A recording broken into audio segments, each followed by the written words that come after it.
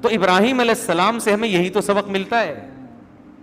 قربانی پہ لوگ اعتراض کرتے ہیں نا, یہ مسلمان پہلے دن جا کے لاکھوں جانور کاٹ دیتے ہیں, آج تو وہ پھر اس میں بھی یہی, بھائی اتنے پیسے کسی جہیز میں دے دو, کسی غریب کو دے دو, اتنے موٹے کٹے لانے کی کیا ضرورت ہے. اس سے غریب بچیوں کی شادیاں ہو سکتی ہیں, اس سے یہ ہو سکتا ہے, اس سے یہ ہو سکتا ہے. تو ہمارے مذہبی اسکالرز ان اعتراضات کے جواب بھی دے رہے ہوتے ہیں. وہ جواب اپنی جگہ درست ہیں کہ بھئی اس سے معیشت بلند ہوتی ہے, بڑی حکمتیں وغیرہ وغیرہ, لیکن اس کا اصل جواب پتہ ہے کیا ہے؟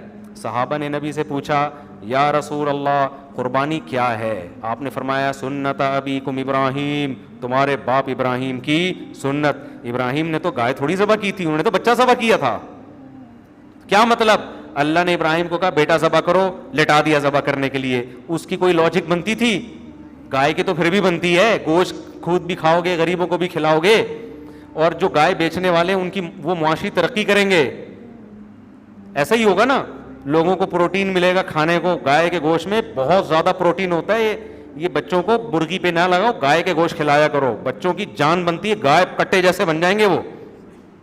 گائے کے گوشت میں طاقت بکرے اور مرغی سے کئی گنا زیادہ ہے. تو یہ جب کھائیں گے, کھلائیں گے, اور دعوتیں بھی ہوں گی, محبتیں بھی بڑھیں گی, اور خوشیاں بھی ہوں گی, غریبوں کو پیسہ ملے گا. مالداروں کی جیب سے پیسہ نکل کے کہاں جائے گا؟ غریبوں.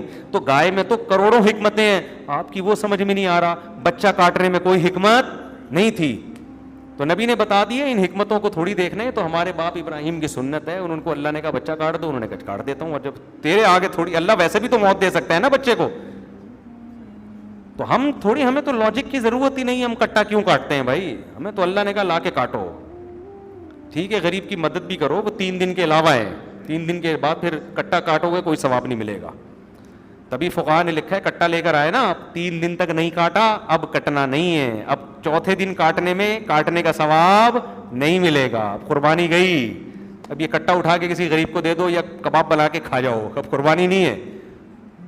ہاں اس کی قضا واجب ہے, تو قضا بھی ایسا ہی ہے کہ جانور نہ کاٹو, پورا پیسے صدقہ کر دو. اب کاٹ دیا تو پھر گوشت صدقہ کرنا پڑے گا. لیکن قربانی کے 3 دن ہیں, چوتھے دن نہیں ہوتا. اسی وجہ سے میں صدقے کے بکروں کے خلاف ہوں. جانور کاٹنا عبادت اور سنت صرف بقرعید میں, عقیقے میں ہے اور حج میں ہے, عمرے دم کے طور پر ہے. اس کے علاوہ جانور کاٹنا اسلام میں عبادت نہیں ہے. صدقے کے بکرے کا کوئی تصور نہیں ہے اسلام میں. صدقہ ہے وہ تو پیسوں سے کرو, راشن ڈالو وغیرہ, یہ